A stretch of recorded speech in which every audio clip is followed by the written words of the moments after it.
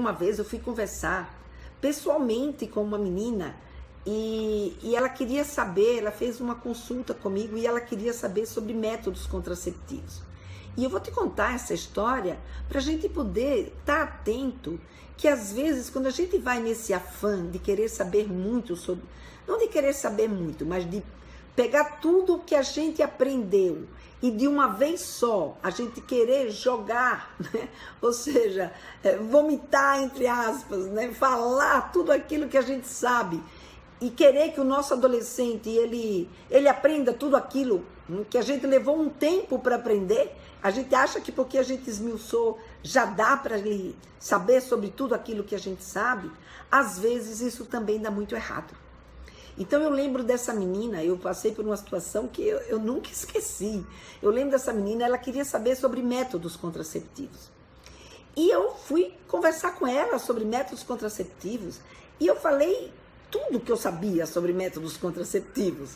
E falei, mas com detalhe, com especificidade, como é que cada método fazia, por que ele, sabe, não permitia que uma garota ficasse grávida. E assim, por exemplo, eu lembro que quando eu fui falar do DIU, então eu falei do DIU, que o DIU era colocado dentro do útero. O que era o DIU? O DIU era um instrumento, né? Era um dispositivo que o médico colocava com um aplicador e que esse dispositivo ficava dentro do útero. E lá dentro do útero ele ficava fazendo movimento. E por ficar fazendo movimento, ele então não deixava que esse ovo nidasse, ou seja, que esse ovo ele grudasse na parede do útero para poder ele crescer. Mas eu lembro que eu ia falando com tanto detalhes, tanta riqueza de detalhes. Você sabe o que aconteceu com essa menina? Ela desmaiou.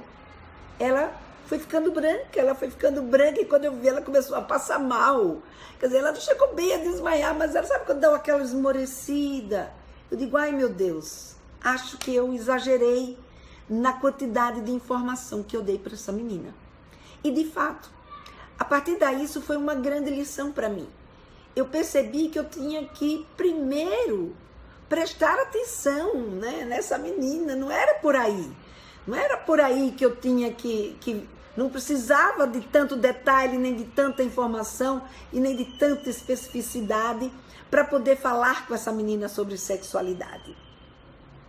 Então eu fui me informar sobre agora, não mais sobre sexualidade, mas eu queria saber como era que eu me comunicava com o adolescente, como era que eu podia transformar aquilo que eu sabia em algo que de fato, né, desse um engajamento, que de fato fizesse esse adolescente participar da minha aula, que fizesse ele me fazer perguntas, que fizesse que eu dissesse algo que de fato, né,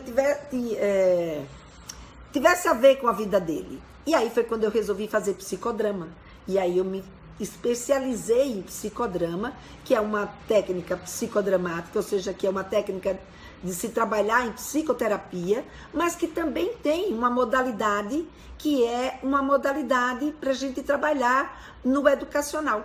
E aí, nessa questão do educacional, ou seja, dentro desse foco do educacional, é que eu aprendi como me comunicar com o adolescente de uma forma que ele fosse engajado. Dentro do psicodrama, eu entendi que não basta simplesmente eu chegar e ir falando com as pessoas. A gente precisa preparar a pessoa para receber aquela informação que a gente precisa dar.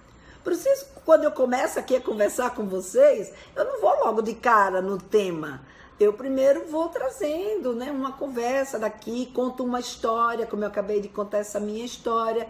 E se essa minha história interessar, as pessoas que estiverem interessadas naquele tema vão ficar e vão ouvir aquilo que eu tenho para dizer. E com os adolescentes, a gente criou, né? Então eu criava estratégias para poder chegar naquele assunto. E a gente precisava criar estratégias lúdicas, porque se a gente não criasse estratégia lúdica, se fosse só assim na conversa, com um adulto isso ainda pode funcionar, mas com um adolescente ele, né, sai rápido da história. Então eu aprendi que eu tinha que aquecer, eu tinha que prepará-los para aquele assunto. E depois eu precisava ouvir.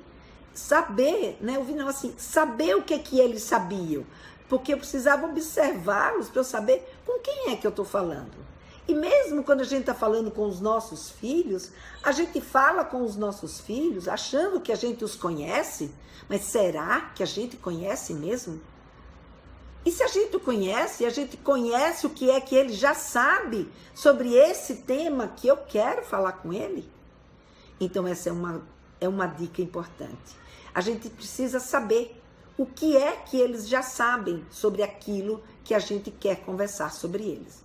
E aí, para poder eles falarem e a gente poder saber o que eles já sabem, obviamente que a conversa, que o diálogo é um dos pontos importantes para isso. Né? E por fim, dentro dessa conversa, o que a gente faz? A gente complementa o raciocínio dele. Então, daquilo que ele me disse, que pensava ou que sabia, eu vou então e complemento a informação que ele precisa que eu complemente para ele. Porque quando ele me diz o que é que ele já sabe, eu não preciso partir do zero. Eu já posso partir de um determinado ponto que eu possa conversar com ele. Que ele já sabe um monte de coisa, então eu vou só complementando. Então a minha conversa se torna uma conversa muito mais atrativa do que se eu ficar falando sobre um monte de coisa que ele já sabe e que não falo nada daquilo que ele de fato gostaria de saber.